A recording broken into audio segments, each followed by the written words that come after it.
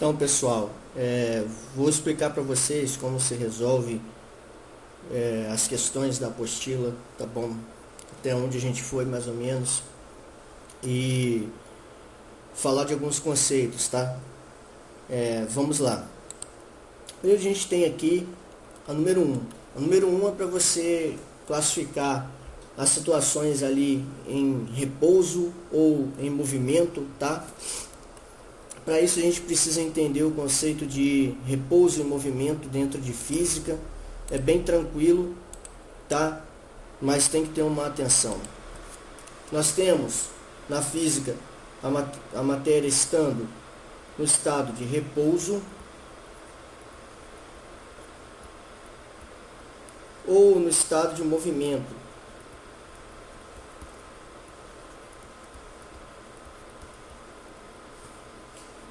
Repouso e movimento sempre vai ser em relação a um ponto referencial. Então nós vamos ter aí algo para comparar com o corpo ou o objeto com que a gente está analisando. Vamos ver essas situações aqui. Imagine que você tem uma caixa, né?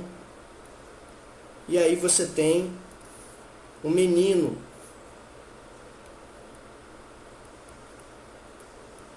Esse menino, ele está indo para a casa dele, tá? Casinha dele aqui.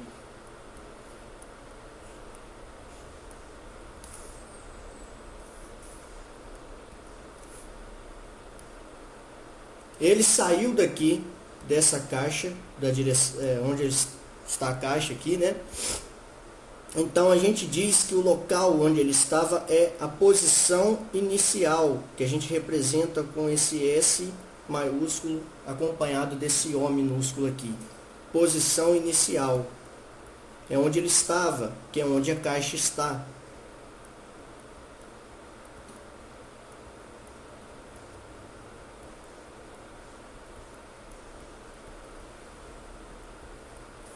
Ele, como ele está indo em direção à casinha, né, a casa ali, a gente diz que a caixa será a sua posição final, que a gente representa com S maiúsculo e o Fzinho, né, o F minúsculo aqui. Então essa é a posição final.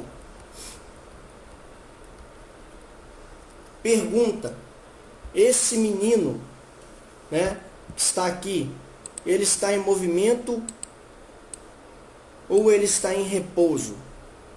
Bom, a gente primeiro tem que considerar o referencial. Ele vai estar em movimento em relação a alguma coisa, ou em repouso em relação a alguma coisa. Então, se a gente comparar com a caixa, que está na posição inicial, ele aqui está numa segunda posição, porque ele saiu de onde estava a caixa, que é a posição inicial, e foi para o que a gente chama de posição. A gente pode colocar posição 1 ou posição 2, né? Vamos colocar posição 2 aqui, finge que ele deu 2 passos em relação a essa caixa, por exemplo. Então quer dizer o quê? Houve mudança de posição. Ele saiu da posição inicial, né, que é SO, e foi para a posição 2, que é a sua posição final nesse caso aqui. Agora, se ele caminhar daqui até a casa, ele vai até a posição final, que aí pode ser a posição 4, né? Enfim, houve mudança de posição. Ele saiu de SO e foi para a posição 2. Então, quer dizer o quê? Ele está em movimento em relação à caixa, tá? Quem que está em movimento? O menino. Então a caixa é o seu referencial.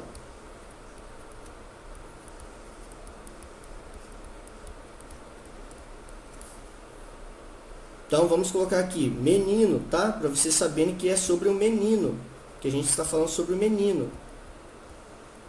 Agora, se tiver uma menina fazendo esse mesmo movimento que ele aqui, lado a lado com ele, saindo aqui da posição inicial, que é a caixa, indo para a posição 2.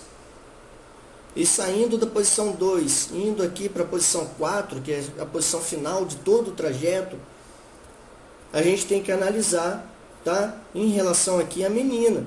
Então, em relação à menina, vou até colocar esse tracinho aqui, olha só. Quando eles saíram da posição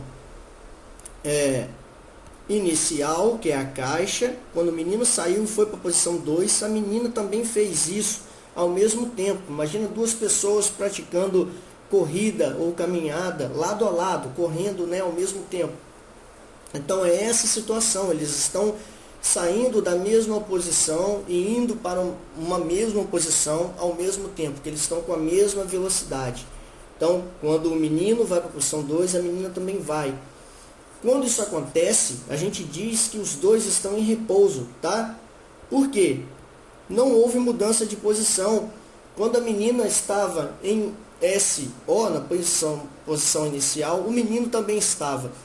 Quando o menino foi para a posição 2, a menina também foi ao mesmo tempo. Então eles estavam sempre lado a lado, tá? Não houve deslocamento de um em relação ao outro, mas em relação à caixa, os dois estão em movimento, tá? Então, ó, o menino está em repouso em relação à menina.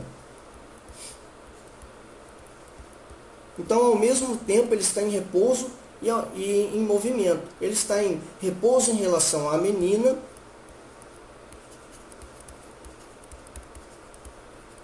e em movimento em relação à caixa, tá?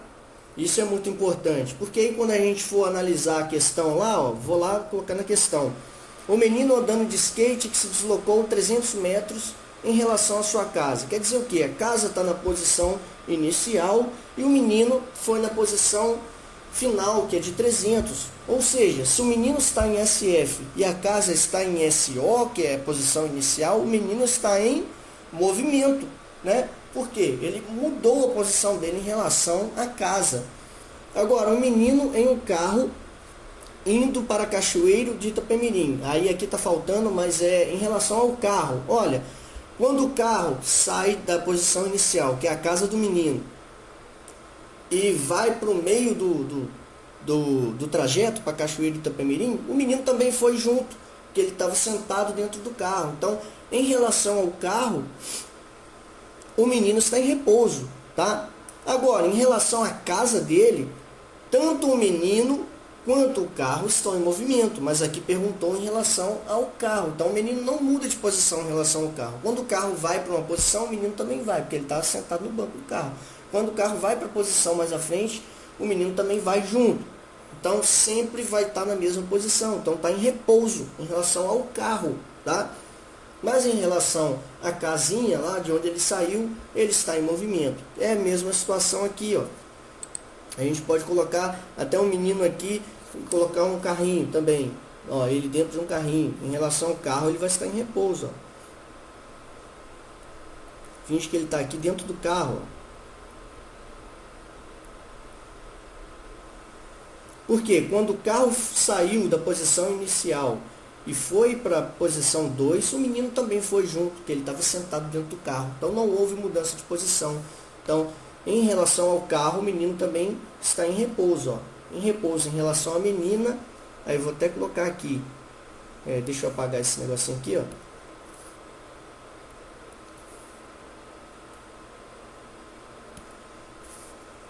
E em relação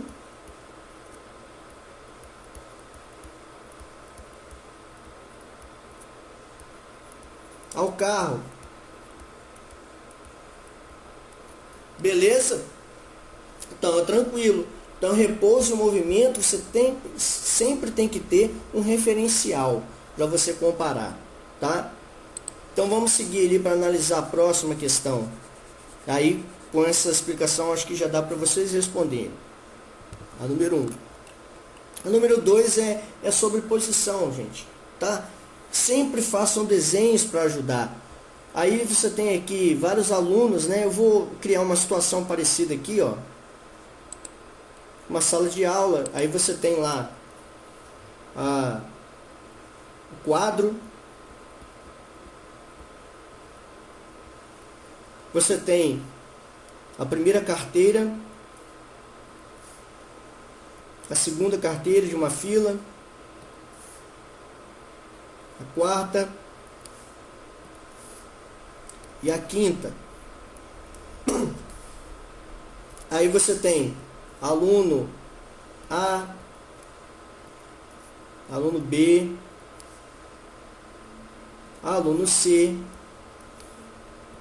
e aluno D, tá bom?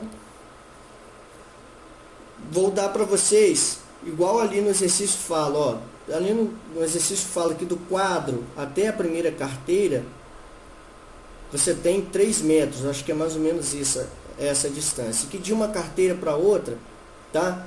A distância aqui é de 1 metro, de uma carteira para outra. E aí pergunta, vamos dar uma olhada aqui para a gente ver. Tá. Em relação ao quadro, qual o aluno com a posição mais distante? Qual que seria o aluno com a posição mais distante aqui, gente? É aquele que está, ó, o quadro seria SO, que é a posição inicial, né? Se a gente for considerar aqui. E esse aluno aqui, que está na carteira D, né? O aluno D, ele seria o SF, que é a posição final, tá? Então, se tem uma distância de 1 metro aqui, de cada carteira, de uma para outra aqui, ó, nós temos, ó, 3, 4, né? 3 mais 1, 4, mais 1, 5, mais 1, 6. Esse menino aqui, ele está a 6 metros de distância do quadro, tá? Esse aluno aqui. Então, o aluno mais distante é o D. Do quadro, né, gente? É o aluno D.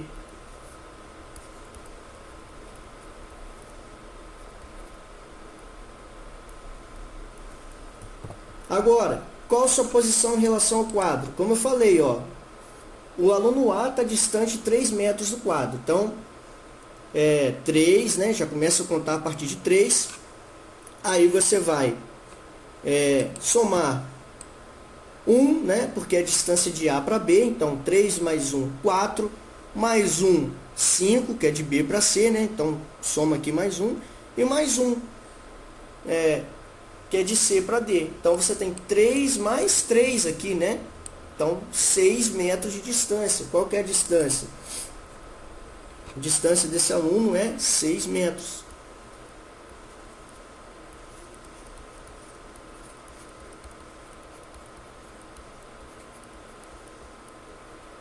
Do quadro, né, gente?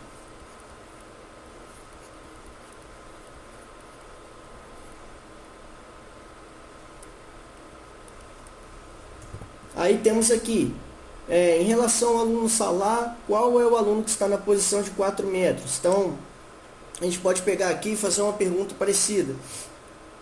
Em relação ao aluno C, né? A gente pega aqui, pode marcar aqui para a gente saber qual que a gente está comparando. Qual o aluno que está na posição 2 metros em relação a C? 2 metros em relação a C.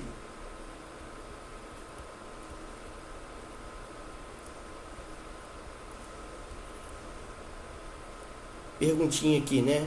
Aí a resposta aqui na frente, ó. Vamos analisar. D está a 2 metros em relação a C? Não, ele está a 1 metro. Olha a distância de C para D. 1 metro, separando eles. Agora, B está a 2 metros em relação a C? Não, 1 metro também. E A? Bom, você tem 1 metro de B para C e tem 1 metro de A para B. Então, 1 mais 1, 2. Então, o aluno que está em relação, 2 metros em relação a C é o aluno A, tá? O aluno A, tá bom? Então, assim, para vocês responderem essa pergunta, né, essa questão, resolverem essa questão, a número 2, é só ir analisando essa situação. A dica que eu dou para vocês, façam um desenho, né? Ali fala do quadro, aí você tem aluno, que é o Neymar, Salah, o Mbappé, aí você vai colocar eles na posição como está, na ordem que está mencionada ali na questão, Lembrando que a distância de um aluno para outro é de 1 metro, né? Então, de Neymar para Mbappé, por exemplo, não sei a ordem, tá, gente? Estou falando aí, é 1 metro. De Mbappé para Salah, mais 1 metro, de um para outro, né? É a separação das carteiras. Mas do quadro, o quadro é um pouquinho mais distante. Então, vocês façam esse desenho tipo eu fiz aqui e aí vocês vão tentando responder. Não é difícil não, tá? Vocês tentem fazer e vocês podem me mandar aí que eu analiso para ver se vocês estão acertando, tá bom? Em que vocês estão errando. Vamos para a próxima aqui. 3.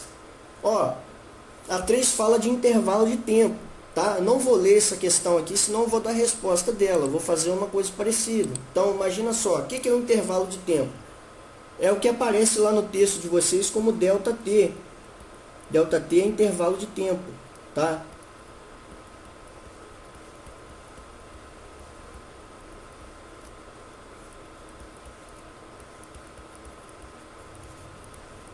ΔT é intervalo de tempo.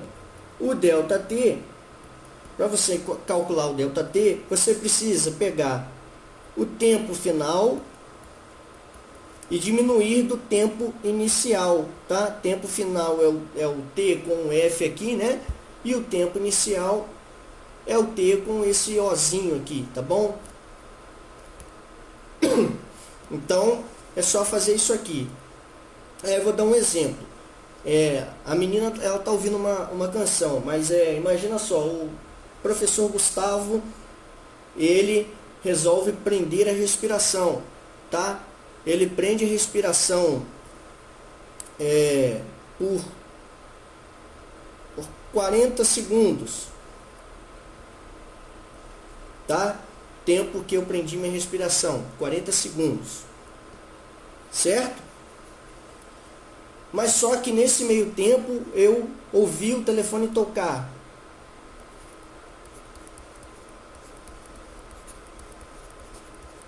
O telefone tocou em 20 segundos. Então eu comecei a marcar ali o tempo, né? Eu estava brincando, eu falei, eu vou ver quanto tempo eu fico, se eu consigo ficar 40 segundos. Aí eu peguei o relógio, coloquei e soltei. Aí ele saiu do zero e estava indo em direção a 40 segundos. Só que quando passou por 20 segundos, o meu telefone tocou. Pergunta, qual que é o intervalo de tempo do período, tá, em que o telefone tocou e o período em que eu parei o meu relógio, né, quando eu parei de prender a respiração, que foi 40 segundos. Então eu tenho que identificar qual que é o meu tempo inicial e qual que é o meu tempo final. Olha, se eu parei de prender respiração em 40 segundos, esse aqui vai ser o meu tempo final, que é onde eu parei de marcar ali no relógio.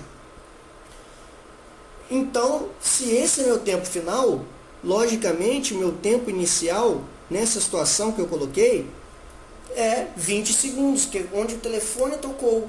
Então, eu vou lá e vou calcular o intervalo de tempo. Eu coloco ΔT é igual a tempo final menos o tempo inicial. ΔT é igual a o meu tempo final, que é o 40 segundos, eu coloco ele aqui embaixo e diminuo do tempo inicial, tá? Que é 20 segundos. Então eu coloco aqui, ó, 20 segundos. ΔT é igual a 20 segundos, tá? 40 menos 20 é igual a 20. Sempre tem que colocar a unidade de medida, né? Como a gente estava medindo em segundos, então a gente tem que colocar em segundos aqui a resposta. Então isso quer dizer o quê? Que do primeiro toque que o telefone deu até o momento em que eu parei de prender respiração, né? Passaram-se, né? 20 segundos. Tá? Então, o meu intervalo de tempo é igual a 20 segundos. Na questão aí é sobre uma música que uma menina está ouvindo. Então, é só fazer isso aqui. Tá? Agora, se eu pedisse o intervalo de tempo do início, de quando eu comecei a prender respiração até 40 segundos, é tranquilo. Ó. Eu comecei a prender respiração, né, que é o intervalo de tempo. Eu coloco a fórmula aqui de novo. Ó. Então, a fórmula. Tempo final vai ser 40 segundos, que é quando eu parei de prender respiração, E o tempo inicial é quando eu comecei a aprender respiração, que é 0, né? Eu comecei em 0, eu estava com o cronômetro parado, eu apertei o botãozinho ali no relógio para soltar, então eu comecei do 0.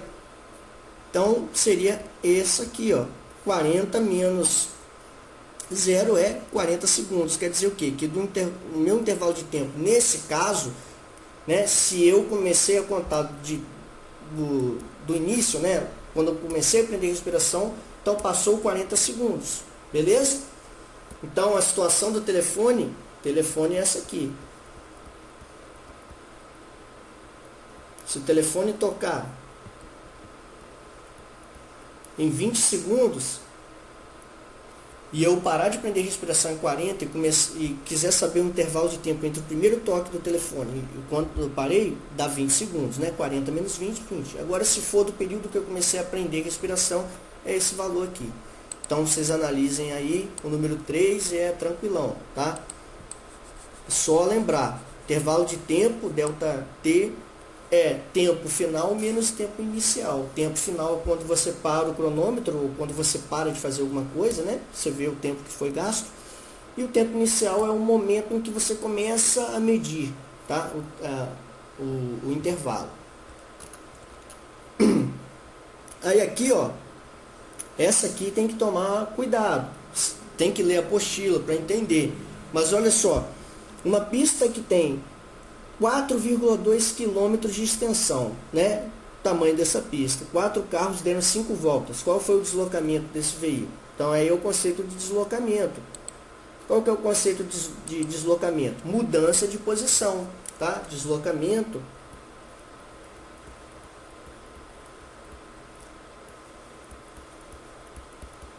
é igual a mudança de posição.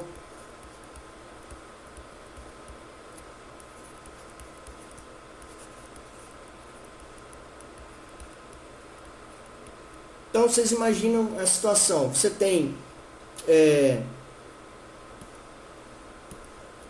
vocês têm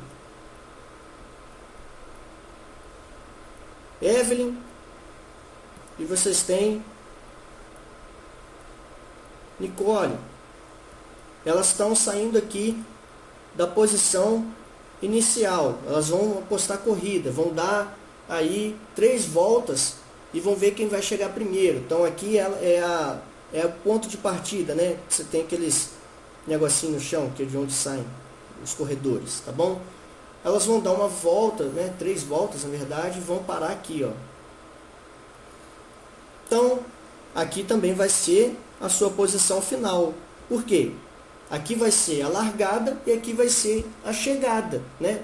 Vamos colocar uma volta só, para facilitar. Então, elas vão dar uma volta. O que vai acontecer aqui? Elas vão correndo, né? Vão participar da corrida, vão passar, vão fazer a curva aqui, vão passar aqui, ó, vão chegar e vão parar aqui. Como elas saíram da posição inicial, né? Que é o SO, né? Posição inicial.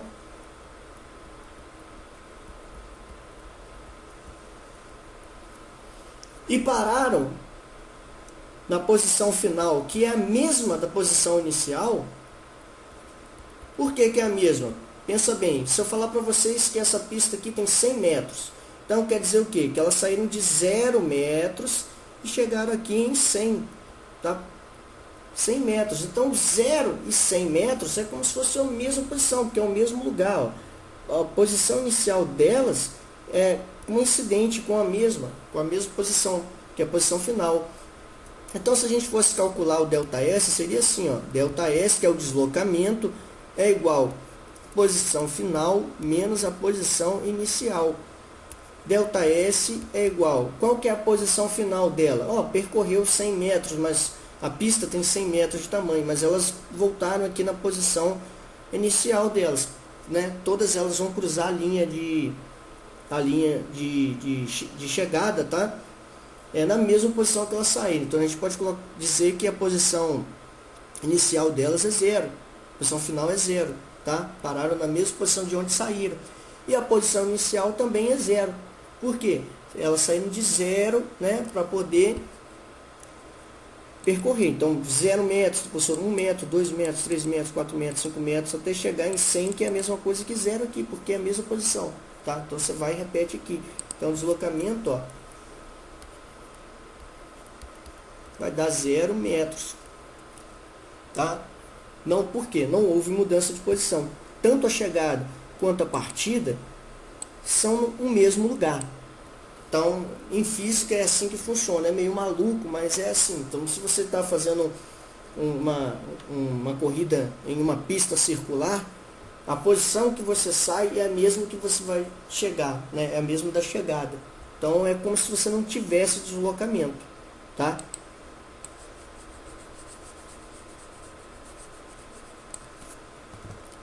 Vamos para 5. A 5, olha, perguntou qual que era o veículo mais rápido.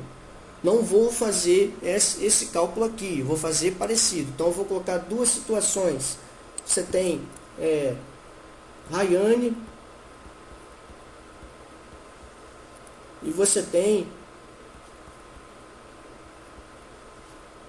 Kellen, tá?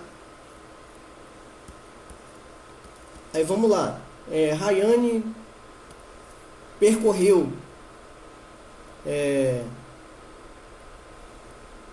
200 metros, tá? Vamos colocar aqui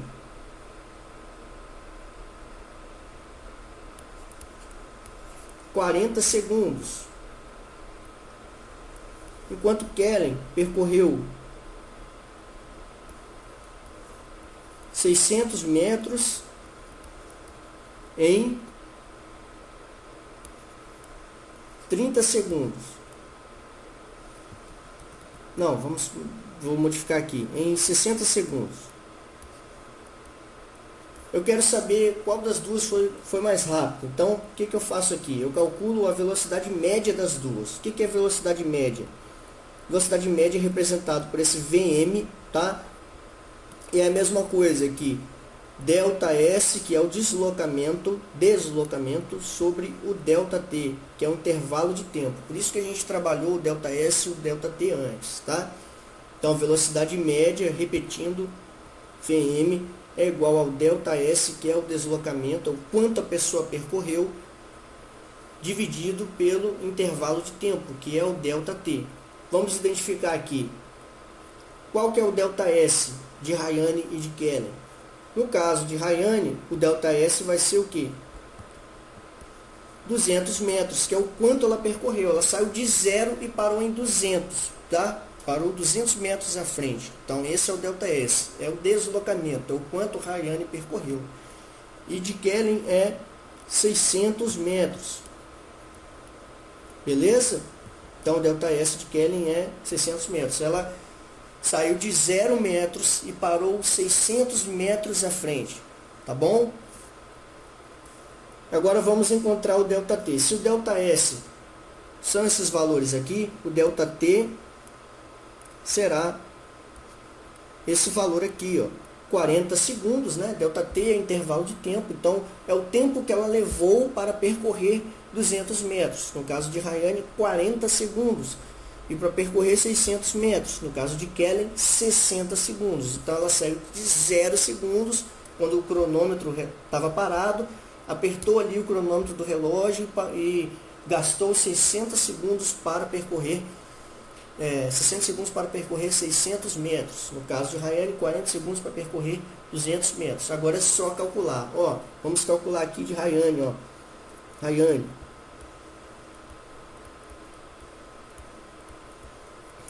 Coloca a fórmula. Velocidade média é igual a ΔS sobre ΔT.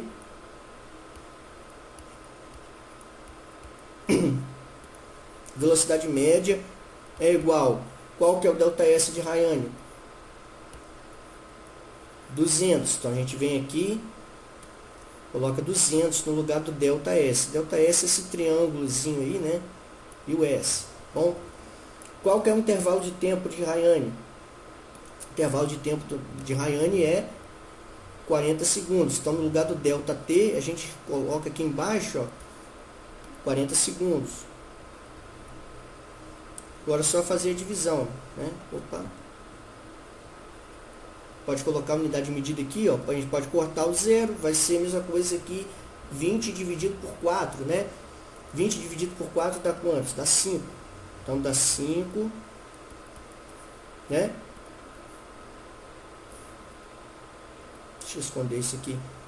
5, o que? Metros por segundo. Unidade de medida de velocidade, metros por segundo ou quilômetros por hora. Pode ser quilômetros por hora também. Só que a questão, olha, a gente está falando de metros e está falando de segundos. Então aqui tem que ser metros por segundo na velocidade. Então Rayane, ó, velocidade de 5 metros por segundo. Agora vamos ver de Kelvin, tá?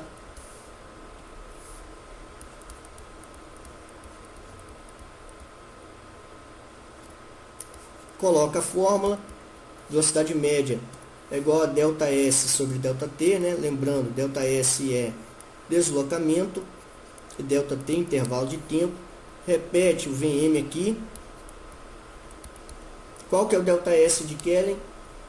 ΔS de Kelvin é 600, né?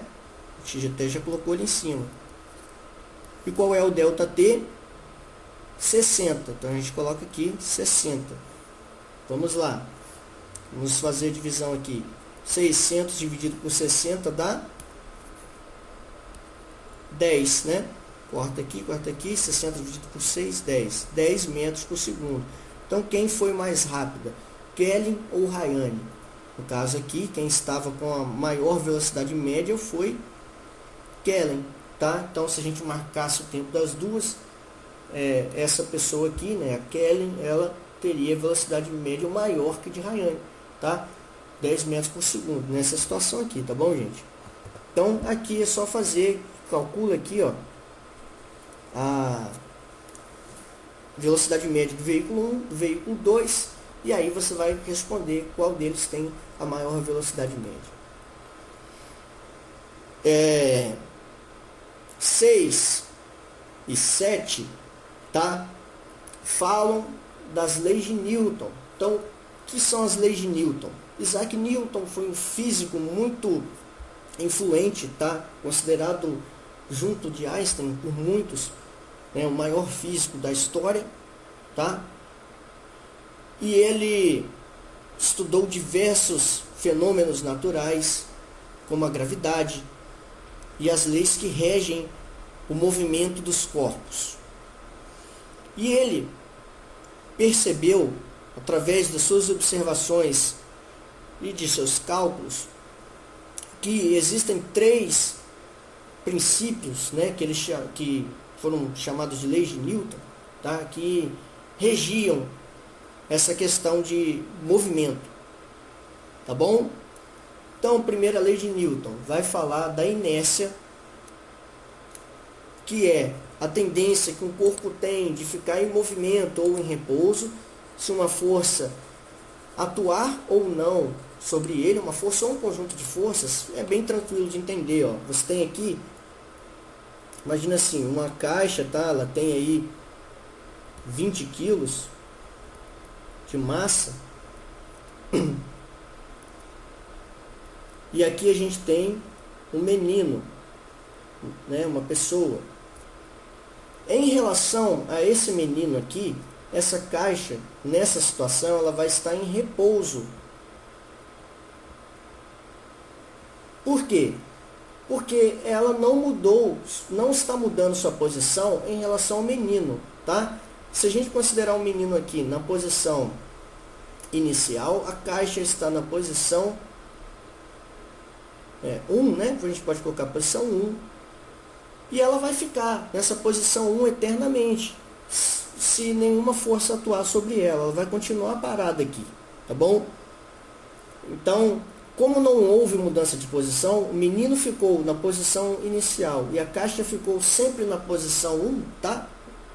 Então a gente diz que está em repouso, tá? A caixa está em repouso em relação ao menino, nesse caso aqui. Agora, se o menino pegar, nessa situação aqui embaixo, empurrar essa caixa, essa mesma caixa aí de 20 kg de massa, essa caixa ela vai ser projetada, o menino ele vai continuar sendo a posição inicial, a caixa estava na posição 1 e ela vai para a posição 2, ó, ela vai para cá, que é a mesma coisa que posição final. A posição 2 é a posição final dela aqui, nesse caso, tá? Imagina que a caixa veio parar aqui. A mesma caixa veio parar aqui.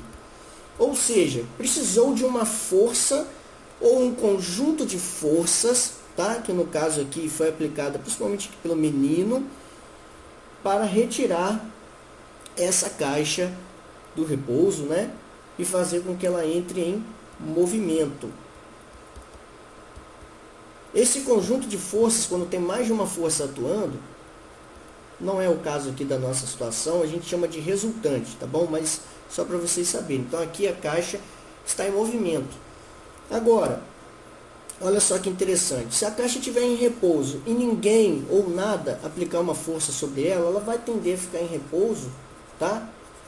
Para sempre, indefinidamente. É muito fácil pensar isso. Se você tem uma coisa parada ali em cima de uma mesa e nada empurrar essa coisa, ela vai ficar, esse objeto vai ficar parado para sempre, tá? A gente diz que a inércia é essa tendência, tá?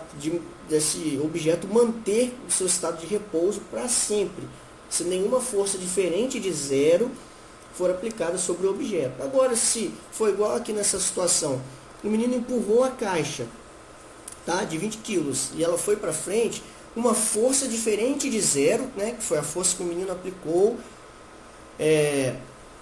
atuou sobre esse objeto, que foi a caixa, e aí ela entrou em movimento.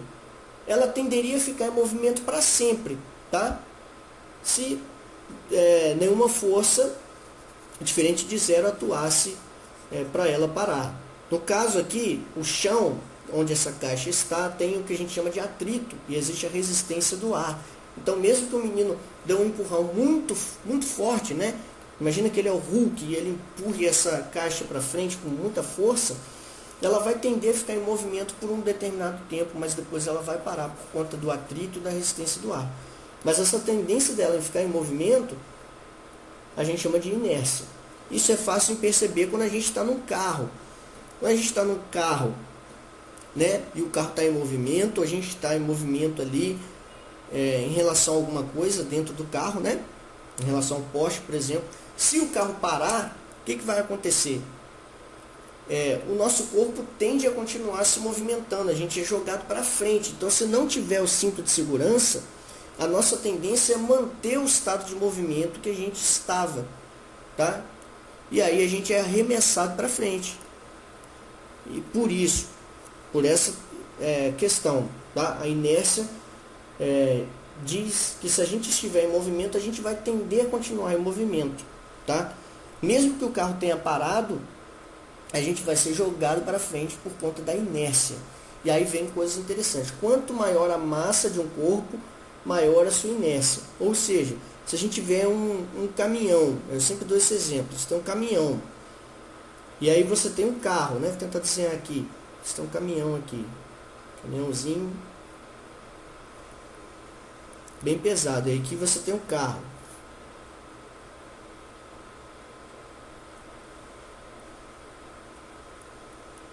Tá? Qual deles tem mais massa? Né? O caminhão tem mais massa. Vou fingir que o caminhão tem 1 tonelada. E esse carro tem aqui 400 quilos, né? 1 tonelada é mais coisa que 1.000 quilos, né, gente? Coisa que 1.000 quilos.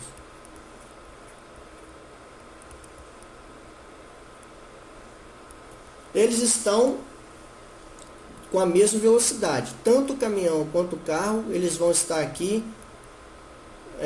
uma velocidade de 20 metros por segundo. Né? Velocidade média deles. Então os dois estão com a mesma velocidade. Se o caminhão pisar no freio, com essa velocidade, o carro também pisar no freio, o que vai acontecer? Quem que vai demorar mais tempo para parar? Muito possivelmente vai ser o caminhão, tá? O caminhão ele vai demorar mais para parar. Demora mais a parar,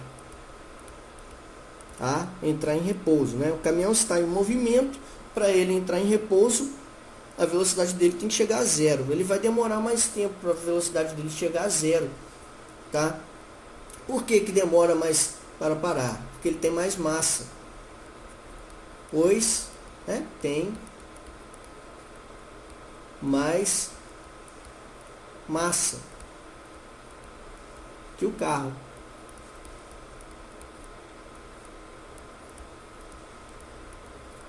E quanto mais massa, ficou embolado aqui, mas eu acho que dá para entender. Quanto mais massa, maior a inércia.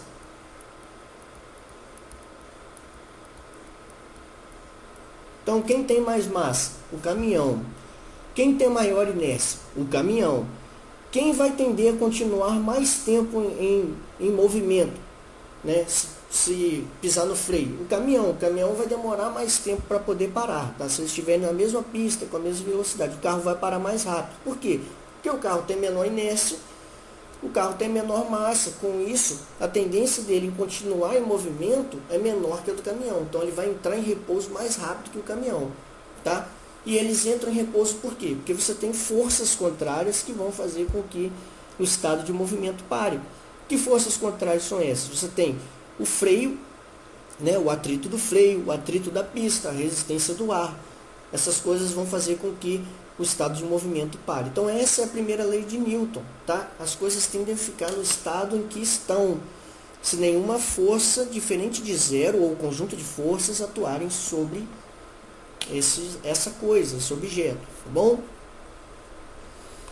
A segunda lei de Newton, ela tem uma ligação com a primeira, no sentido de que diz o seguinte: para algo entrar em movimento, né, ou entrar em repouso, ou ser projetado para frente, né, com uma determinada aceleração, é necessário aplicar uma força proporcional à massa do objeto. Como assim? Aí você tem aquela fórmula, ó, é a lei da dinâmica, que a gente chama aqui, princípio da dinâmica. Força é igual a massa vezes a aceleração, tá? Aceleração significa mudança de velocidade, ou seja, saiu da velocidade zero, quando você está parado, e adquiriu uma nova velocidade para entrar em movimento, isso é aceleração. Então, para você ser acelerado, né, você, um objeto, né, um objeto de uma determinada massa, ser acelerado com determinado valor, ou seja, ser movimentado, né, é necessária a aplicação de uma força proporcional. Então, esse é o princípio da dinâmica. Você precisa aplicar uma força, uma determinada quantidade de força para que um objeto com um determinado valor de massa seja acelerado, tá bom? Então, é isso que quer dizer. E isso é muito importante. Imagina um caminhão, esse caminhão aqui de 1000 quilos, né? 1000 quilos de massa. Você quer fazer com que ele saia do repouso, né? Ele está lá parado, então velocidade, aceleração é velocidade zero. Você quer que ele seja acelerado, para que a velocidade dele, numa próxima posição, vá para 2 metros por segundo. Você precisa aplicar uma quantidade de força. Se você não aplicar essa quantidade de força, ele não vai sair do repouso e entrar em movimento, tá? Por isso, essa lei ela é muito importante aí para as pessoas que projetam carros, caminhões, né, para poder saber a potência que é um outro conceito aí que a gente, não sei se vai dar para a gente falar esse ano, mas é um conceito que explora, imagina só, qual a potência do motor de um caminhão para que ele consiga ser posto em movimento. É importante você calcular isso, senão você pode colocar um motorzinho pequenininho ali e o caminhão nunca vai andar, nunca vai sair do repouso, tá? Porque não vai ter força proporcional à massa e à aceleração que você quer atingir. Então essa é a segunda lei, que é o princípio da dinâmica, tá? Falamos das duas leis. Primeira lei, que é o princípio da inércia, segundo, que é o princípio da dinâmica, tá bom? Então vou até apagar aqui esse pedacinho para eu colocar aqui as leis que a gente falou.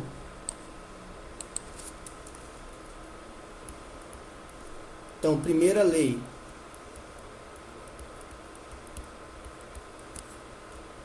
é o princípio da inércia, tá? Que é aquela tendência lá que eu falei, dos corpos manterem seu estado. A segunda lei é da dinâmica, né? Que é da proporcionalidade. Você precisa de uma força proporcional para fazer com que o objeto de uma determinada massa seja projetado à frente, ou seja, impedido de ser projetado à frente com uma determinada aceleração. Tá? Então aqui, lei da dinâmica, princípio da dinâmica, perdão. E a terceira lei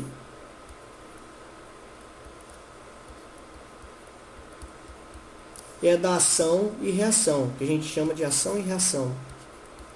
Princípio da ação e reação.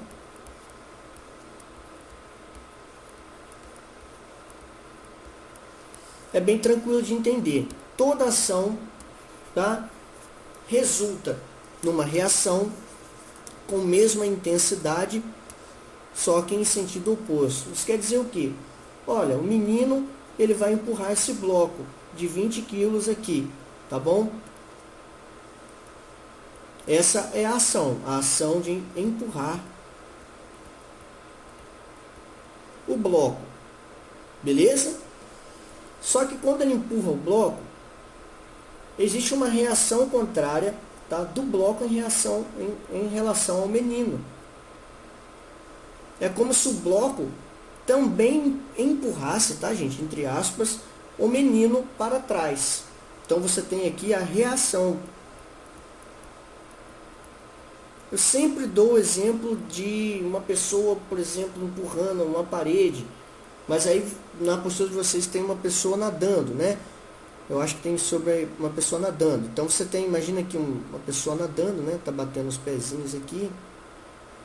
Você tem um bracinho. Tá na água, né? Na piscina. Opa. O que vai acontecer?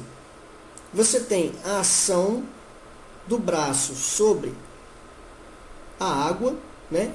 Então aqui é a ação.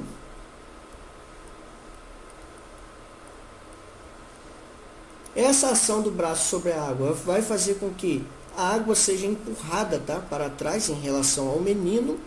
Então essa água vai ser jogada para cá. Quando você bate o braço, né, e está nadando, e a perna também. Só que quando você faz isso, e a água é projetada para trás, a massa d'água que está nessa região aqui, tá, também vai exercer uma força sobre o seu pé e sobre o seu braço, sobre os seus braços que estão batendo ali. Essa aqui é a reação. A intensidade dessa reação é a mesma da ação que você está provocando. Por isso, quando você joga a água para trás, através da sua ação, você tem a água te impelindo para frente, tá? Através da reação. E com isso, o menino consegue mudar de posição e ser projetado, né, durante a natação. Então, toda ação gera uma reação de mesma intensidade, só que de sentido contrário. E essa lei é extremamente importante, porque a gente consegue entender aí muitas questões, como uma pessoa, um animal aquático nadando, um avião voando, né, um foguete sendo projetado, né, para o espaço, né, saindo de uma estação de lançamento para o espaço, né? Quando você empurra alguma coisa e você sente o seu corpo também sendo lançado, entre aspas, para trás. Então essa é a terceira lei de Newton, o princípio da ação e reação. Beleza, gente? É bem tranquilo. São três coisas bem básicas. Hoje pode parecer bobeira, mas requereu grandes observações, né? E a elaboração de equações para poder esses fatores serem calculados. E aí isso auxiliou muito aí na criação de máquinas, né, que foram importantes na Revolução Industrial, tá bom? Então, tem uma relação muito importante aí com história, tá? Essa parte aí da ciência, sim, esses desenvolvimentos aí da mecânica, da cinemática, que é essa parte que a gente está estudando, nós não teríamos esses avanços de hoje, tá? Nós devemos muito a Isaac Newton. Então, serve aqui para 6, para 7 e também para a 8, tá? Porque a 8 fala assim, porque é mais fácil parar o movimento, né, de uma bola de golfe que rola sobre uma mesa do que uma bola de basquete, né? Então, aí é o que? O princípio da inércia. O que diz o princípio da inércia? Quanto maior a massa, maior a inércia. Quem tem mais massa aí? Né? A bola de basquete ou a bola de golfe? Fácil, né? Aquele objeto que tiver mais massa vai ser mais difícil de ser parado, porque ele vai ficar com uma tendência a continuar em movimento, beleza? Então, já explica 8 aí, né? Coloca com as palavras de vocês. 9. Aqui, você vai utilizar, tá? Vai calcular a velocidade média do trem, tá? Tá aqui velocidade média do trem. O que você vai usar? Ó, você vai usar aquela equação. Quando pede velocidade, você usa a equação da velocidade média. Velocidade média é igual a ΔS sobre ΔT, tá bom? Aí você vai, repete velocidade média, o que você quer descobrir. Falou o quê? O trem percorreu 60 km em meia hora. Não vou colocar o mesmo valor, né? Vamos supor que ele percorreu aqui 120 quilômetros, tá? 120 quilômetros é o quê? É o que ele percorreu, é o deslocamento desse trem. Então é o ΔS. Você vem aqui e coloca aqui, 120. E o ΔT? Falou em meia hora. Meia hora é a mesma coisa que 0,5 horas, né, gente? Você está em quilômetros aqui, tem que manter horas aqui, bom? Aí você vai aqui, 0,5. Faz a conta aí. Quanto é que vai dar? 0,5 horas, né? Quanto é que vai dar aqui a conta? Só fazer. No caso ali é 60, né? 60 dividido por 0,5.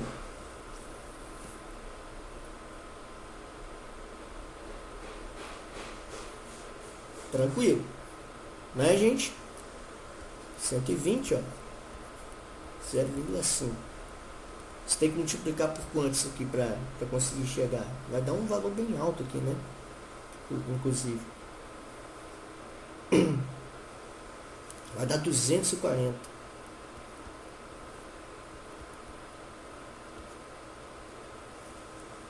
km por hora, né?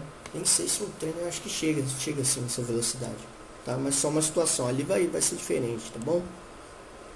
O valor de vocês. Só para vocês verem como se calcula.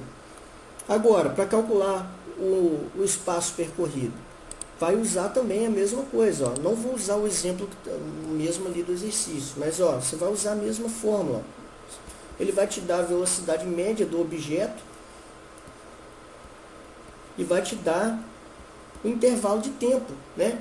Então, vamos supor, se tem um menino aqui que está velocidade média de 2 metros por segundo, né? E ele está ali andando de skate, né? Vai ser um intervalo de tempo. Ele anda de skate por 60 segundos. Então, quer saber quanto ele vai percorrer, né? Quantos metros ele vai percorrer. Então, você vem aqui e substitui, ó. Velocidade média, eu dei ali, que é 2 metros por segundo. Eu gosto de colocar a unidade aqui, mas não precisa. ΔS a gente quer descobrir, que é o deslocamento, né? Quantos metros o menino percorreu. E o ΔT é o intervalo que o menino levou, né, para percorrer isso que a gente quer descobrir, que é 60 segundos. Então, você coloca 60 segundos aqui. Só fazer, ó, multiplica aí esse por esse, como a gente não tem valor aqui, é a mesma coisa como se tivesse 1, né? Então vai ser, a gente coloca ΔS aqui embaixo, aquela multiplicação cruzada de matemática.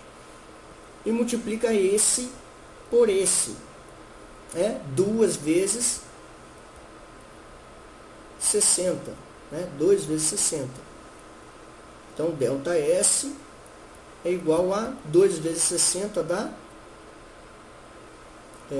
vou até colocar em azul aqui, ó, 120. 120 o quê? Deslocamento aqui, ó, a velocidade está em metros por segundo e o tempo está em segundos. É como se você cortasse esses zerinhos aqui. Então, 120 metros, né? Quanto você andou? Tem que ser em metros ou quilômetros. No caso aqui, em metros, tá bom?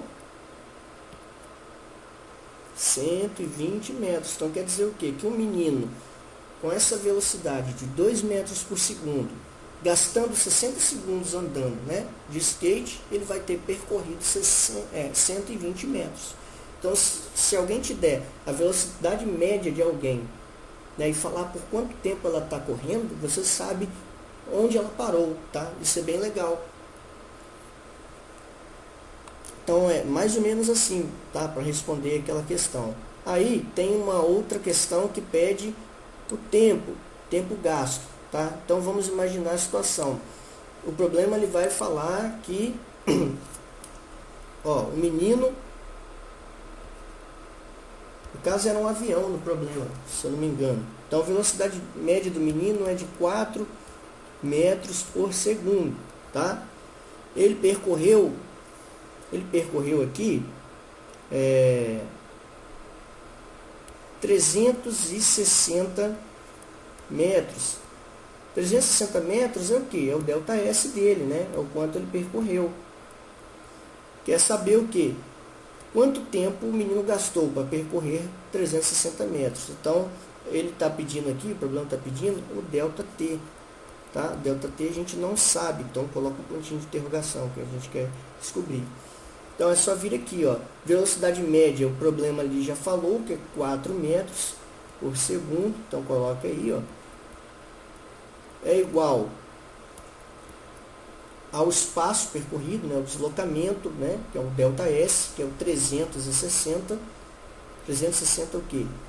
Metros sobre o ΔT, que a gente não sabe, é o ponto de interrogação ali. Aí o que a gente faz agora? Ó, multiplica esse por esse e esse por esse, né? Aqui a gente não tem nada, é como se a gente colocasse na base 1, né? Então vamos lá. 4 vezes ΔT vai dar o quê? 4 ΔT. Deixa eu colocar em azul aqui. 4 ΔT. Tá?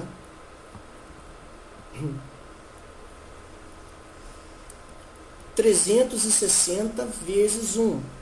360. Não é? 360, ó. Esse por esse. 360 vezes 1. Agora é só a gente jogar o 4 para o outro membro, né? Repete o ΔT aqui, que é o que a gente quer descobrir. Coloca 360. O 4 que estava multiplicando o ΔT passa para o outro membro dividindo, ó. Então vai ser 360 dividido por 4. Não vai ter espaço, eu vou fazer aqui na frente, tá, gente? Então, ó, ΔT é igual a 360 dividido por 4, né? 360 dividido por 4 dá quantos? Dá, deixa eu ver aqui, 18 é 32, vou fazer a continha aqui rapidinho.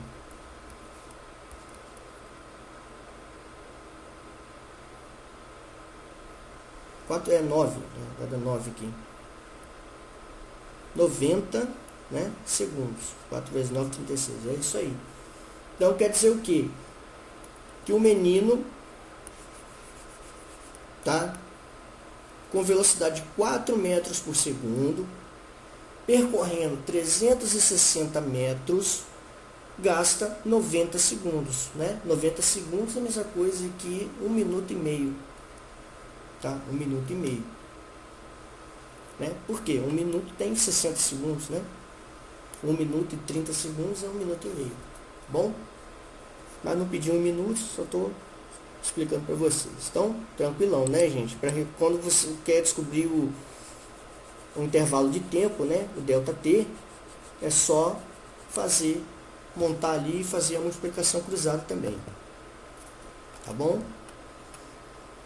2 aqui é para descobrir a velocidade média. Velocidade média, para você calcular aqui, é só você pegar, tá? Deixa eu pegar aqui, acho que tem uma ferramenta aqui que dá para usar. Deixa um negocinho que dava para mostrar aqui. Deixa eu ver.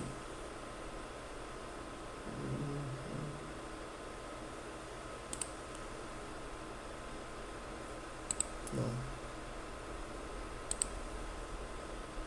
Bom, enfim, gente. É só vocês pegarem o seguinte.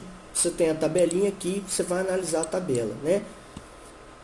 Você vai escolher qualquer um desses pontos aqui e vai utilizar a fórmula que está aqui do lado, ó.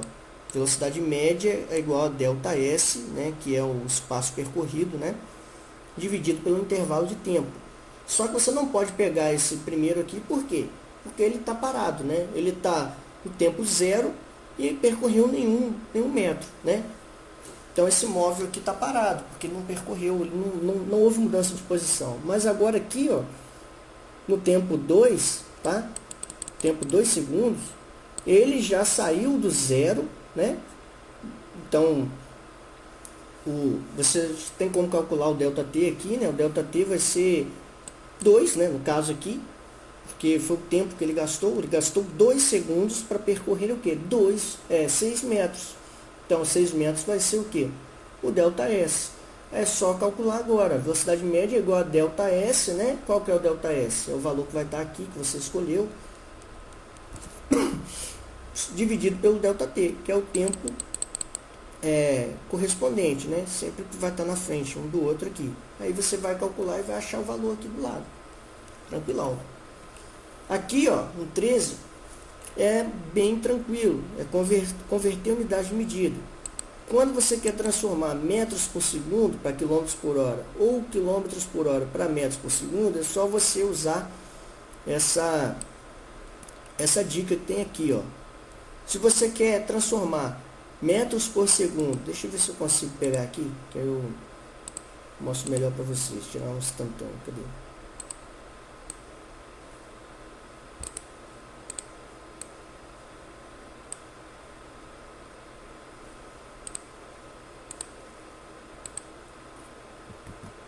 Aqui. Se você quer sair de metros por segundo e transformar metros por segundo para quilômetros por hora, você vai multiplicar por 3,6, tá? Você multiplica por 3,6. Se você quer transformar quilômetros por hora para metros por segundo, né? Você tem lá 20 km por hora. Você quer saber quanto isso vale em metros por segundo? Você divide por 3,6. Divide 20, né? 20 km por hora por 3,6. Aí você vai achar um valor em metros por segundo. Agora, se você tem 70 metros por segundo, quer descobrir o quanto isso vale em quilômetros por hora, você vai dividir esses 70 metros por segundo, vai multiplicar, né, por 3,6, você vai achar um valor em quilômetros por hora. Tá? Então essa é a transformação. Metros por segundo para quilômetros por hora, multiplica por 3,6. Então, ó, vamos lá no exercício. Metros por segundo para quilômetros por hora. Multiplicar por 3,6. Ó, 5 metros por segundo, você quer transformar em quilômetros por hora. Então, você vai multiplicar 5 por 3,6 e vai colocar o valor aqui. Você quer transformar quilômetros por hora para metros por segundo. Você vai pegar 72, vai dividir por 3,6 e vai colocar o valor aqui, tá?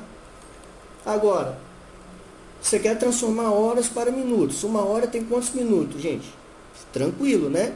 Não vou nem falar aqui. 1 hora tem quantos segundos? Olha, se 1 hora tem tantos minutos, que eu não vou falar o valor, e tantos minutos tem tantos segundos, é só você multiplicar o valor dos minutos pelo valor dos segundos que você acha quanto tem em uma hora, tá? É bem tranquilo. E 1 quilômetro tem quantos metros? Né? 5 quilômetros vai ter quantos? É só multiplicar 5, né, pelo valor de que 1 quilômetro tem em relação a metros. Né? 1 quilômetro tem 1000 metros. Então, 5 vezes 1000, achou. Tranquilo, né, gente? Inércia a gente já definiu, né? Vocês procurem ali em cima na apostila ou voltem na parte do vídeo que eu falei sobre inércia. Terceira lei de Newton, a gente falou também, então dá uma olhadinha na parte da apostila. Ou então volte ali no vídeo, tá? Na parte que eu falei. E aqui também fala sobre uma das leis, fala sobre as leis de Newton, né? Então olha aquela parte que eu expliquei, dá uma olhadinha na parte que eu expliquei e lê a parte da apostila, tá? E aqui embaixo você fala sobre evolução, que é uma coisa que vocês já estudaram no 7º ano, tá? Só que como eu mencionei na live, houve uma mudança no currículo, então o 9º ano passou a estudar também evolução e genética, tá bom?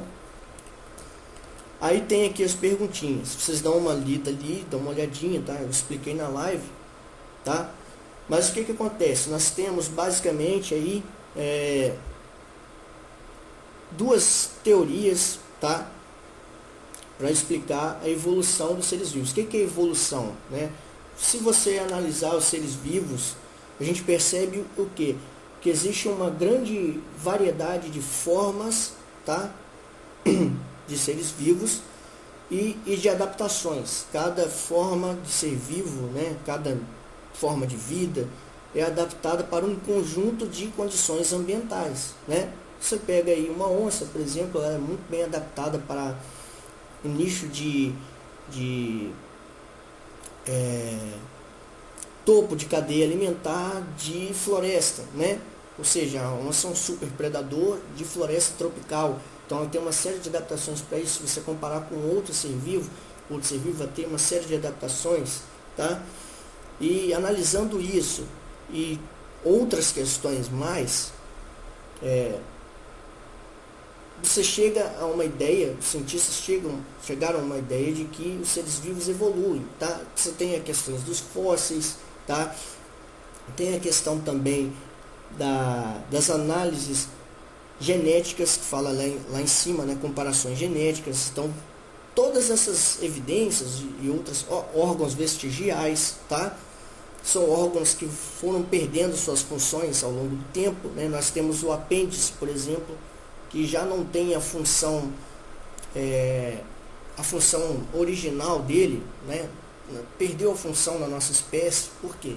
Nós evoluímos de uma espécie que utilizava o apêndice para uma determinada função e hoje já nós não precisamos mais. Então ele é um órgão vestigial, tá? Então todas essas evidências mostram que a evolução, ela de fato, ela acontece, tá?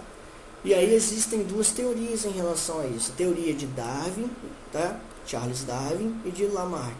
Darwin e Wallace, tá? Teve um outro pesquisador também que trabalhou nessa mesma linha aí de Darwin. Hoje a teoria mais aceita é a junção das ideias de Darwin com a genética, que a gente vai ver ali mais à frente, tá bom? Que é o neodarwinismo, que explica muito bem a evolução das espécies. Darwin, ele trabalhava numa linha que ele dizia que as espécies elas mudavam, tá, ao longo do tempo por conta de duas coisas: seleção natural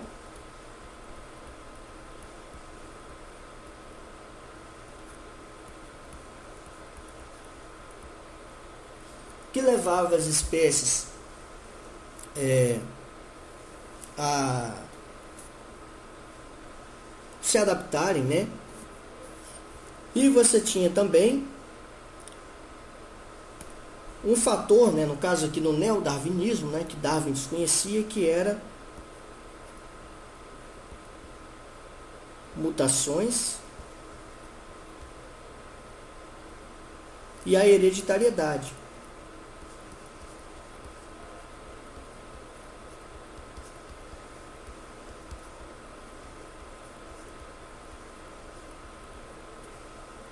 isso aqui, tá, para o neodarwinismo, que é a síntese das ideias de Darwin e Wallace, né?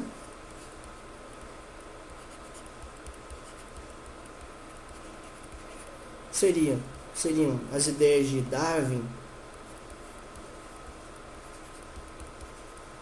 mais Wallace,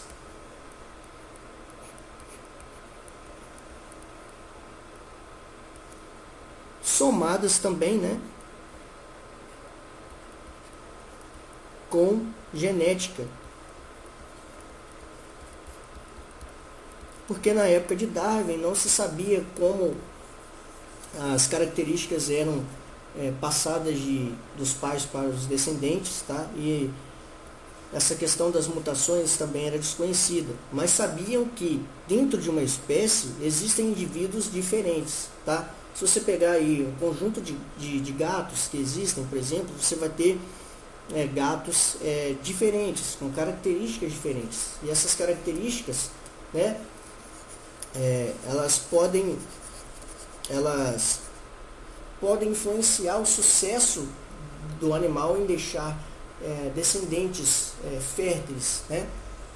Quantidade de descendentes, não só a quantidade, mas a qualidade dos descendentes. E aí o que acontece? Com a seleção natural, que é um conjunto de fatores ambientais, né, competição e tudo mais, atuando sobre esses seres vivos diferentes, alguns iam deixar mais descendentes que outros. Então você teria aí, no fim de tudo, o potencial de surgirem espécies diferentes, tá bom, gente? Então, basicamente, esse é o resumo. Não vou entrar muito porque essa questão vocês já viram no 7º ano, tá? E a outra ideia sobre evolução é de Lamarck.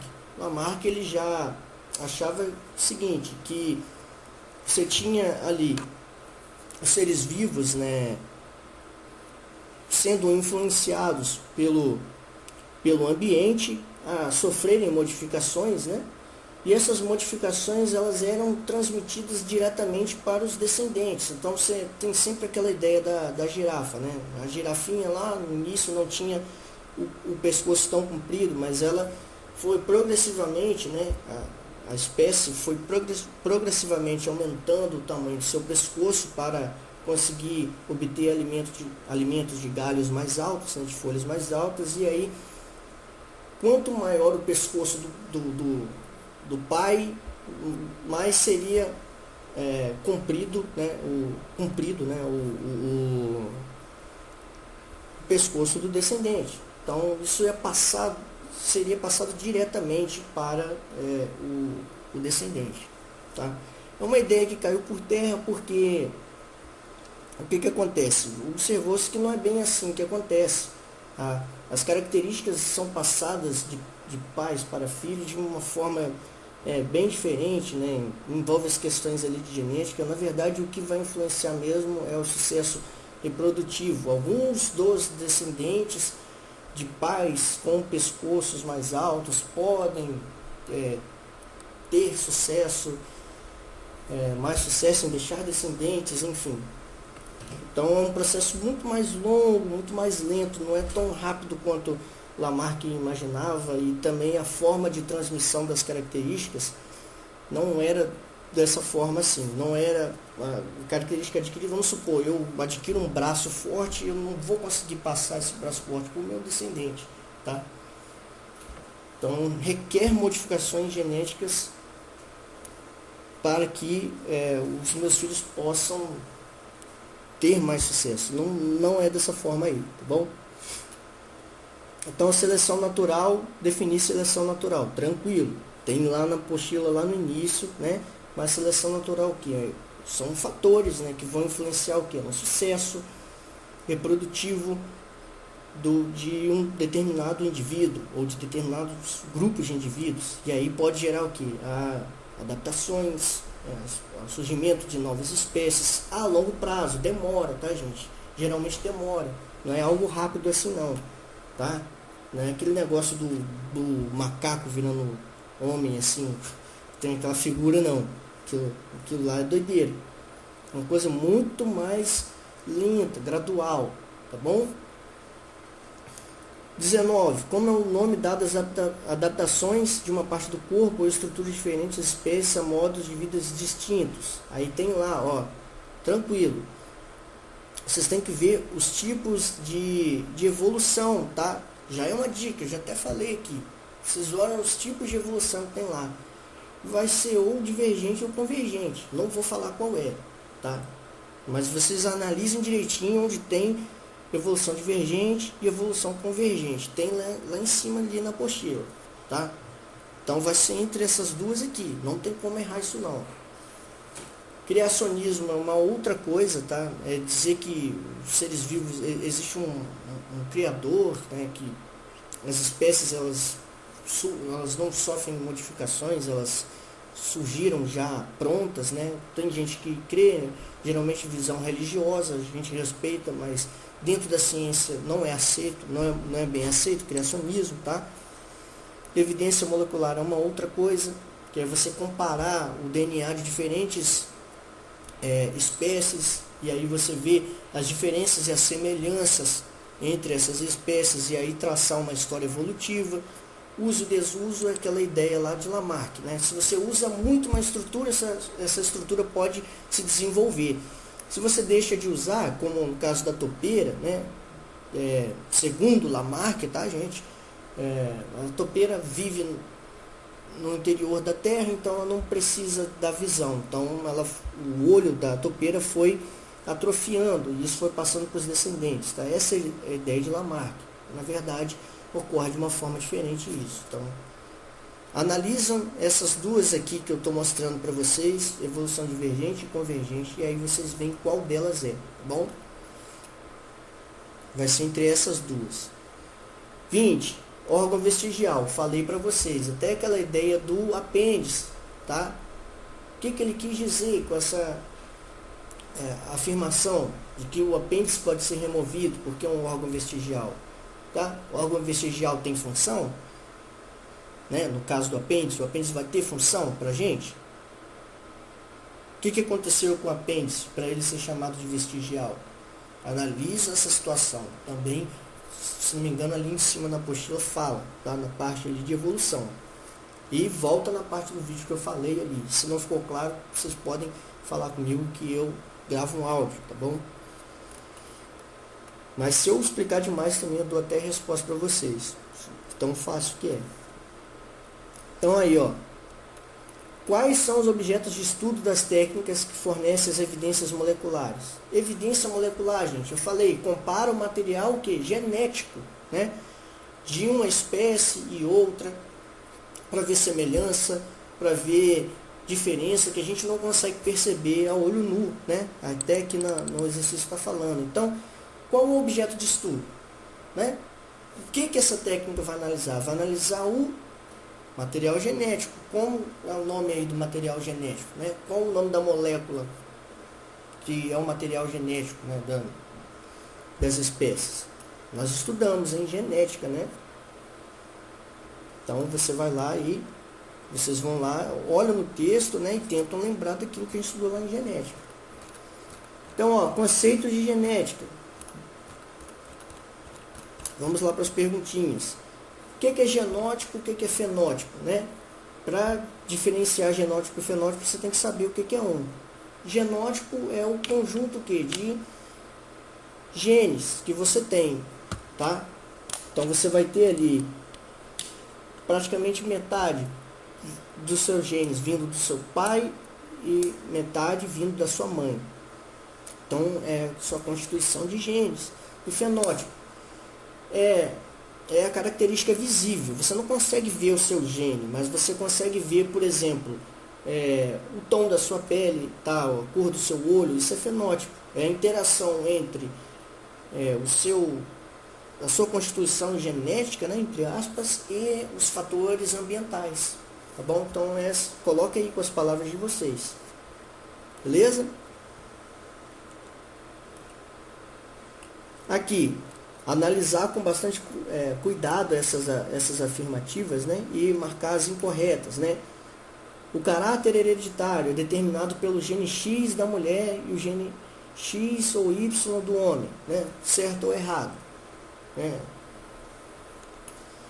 O espermatozoide apresenta 23 cromossomos, que é unido aos 23 cromossomos do ovócito, que é a célula reprodutora feminina, vai formar o zigoto, né? No caso aqui da nossa espécie, está certo ou errado? Lembra lá, a gente falou sobre isso, hein? Ano passado e no início do ano. O gene feminino é o XY. XY é gene. O gene masculino é o XX. XX é gene?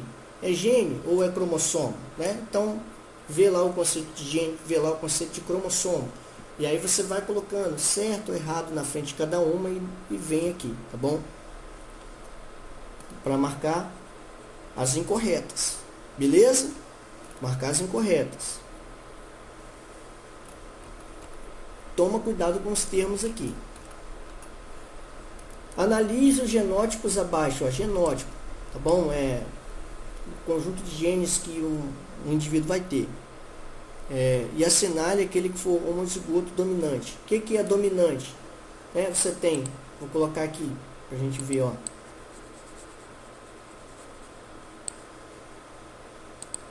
Dominante.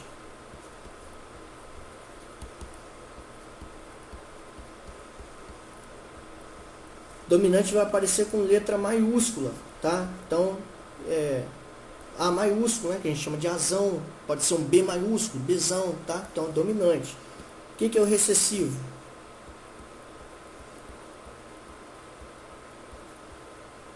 Vai aparecer minúsculo, vai aparecer Azinho, vai aparecer Bzinho, tá?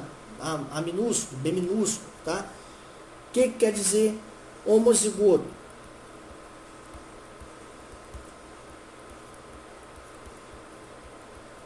É quando você tem um conjunto igual. Então você tem lá 2 maiúsculos ou 2 minúsculos, tá? Azão, azão, azinho, azinho, tá? Isso é homozigoto. Homozigoto dominante, né? Dominante, azão, azão. Homozigoto recessivo, azinho, azinho, tá? E o que é o heterozigoto?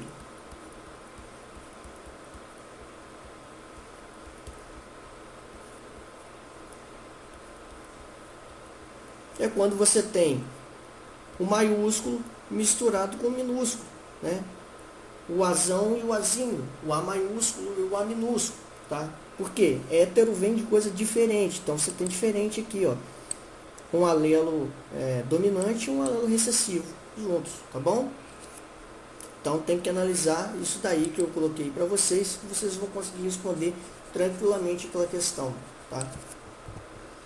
E 25 é para analisar as questões de divisão celular, mitose e meiose, tá?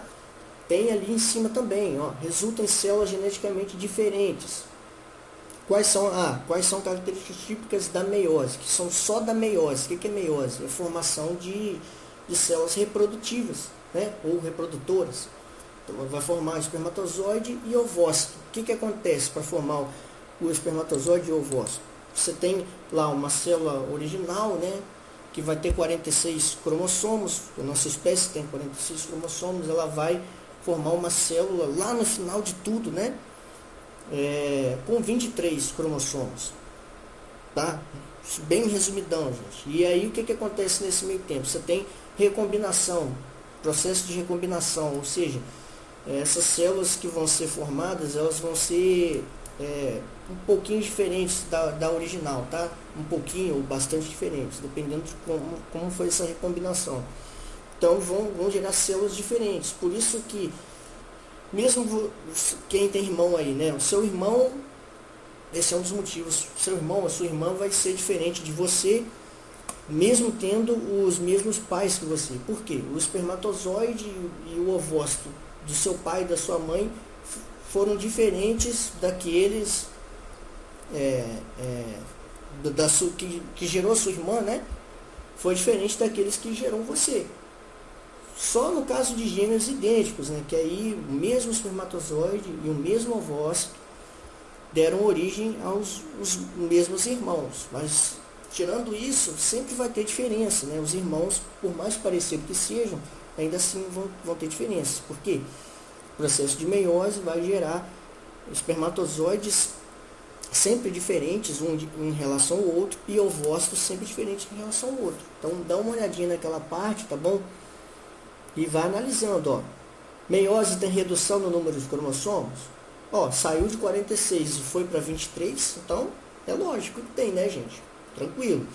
Acontece em células germinativas? O que é células germinativas? São as células que são células reprodutoras, né? Então, acontece em células germinativas, tá? Movimento dos cromossomos vai para o meio, para o meio e depois para os polos da célula, né? Analise direitinho. Acho que tem uma imagem lá em cima, dá para ver, né? Deixa eu ver se tem aqui. Acho que tem aqui. Não tem imagem não, mas tem um resumo, tá? Aqui, ó, essa parte aqui. Aqui, ó. E aqui tem as diferenças. Então tem que olhar com cuidado, não tem como errar isso aí não. Tá? Vai analisando uma por uma das coisas, só aquela afirmativa que tiver as características da meiose, só da meiose, tá bom? Não pode ter característica pode até ter que seja em comum ali, tá? Mas tem que ser 3 características da meiose, beleza? Então você vai analisando cada uma e marca. Qualquer coisa é só entrar em contato. Mas vocês estudaram isso ano passado, beleza? Então é isso, pessoal. Um resumão aí de tudo que a gente tem nessa quinta apostila, tá? Falei de forma um pouco rápida, porque a gente vai ter plantão também na sexta, tá? Nessa sexta aí agora. Então eu vou ficar disponível para ajudar vocês. Então quem não conseguiu resolver alguma questão, ou tiver alguma dúvida, né? Alguma curiosidade que quiser comentar, entre em contato, né? E escreve a dúvida que tem, porque às vezes vocês colocam dúvidas de vocês e ajuda o colega, tá? Então, um abraço para vocês, bons estudos e até a próxima.